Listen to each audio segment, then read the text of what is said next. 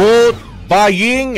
Isa raw ho sa problema ng mga Pilipino bawat halalan. Yan ho'y ayon kay Vice President Sara Duterte sa kanyang pagbisita sa Cagayan de Oro.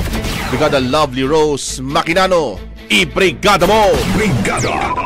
Live report! Mariing idiniin ni Vice President Sara Duterte na isa sa patuloy na problema ng mga Pilipino ay ang vote buying bawat halalan. Ito ang pahayag ng ikalawang Pangulo sa pagbisita sa Barangay Makabalan nitong lungsod ng Cagayan de Oro kahapon para sa political gathering.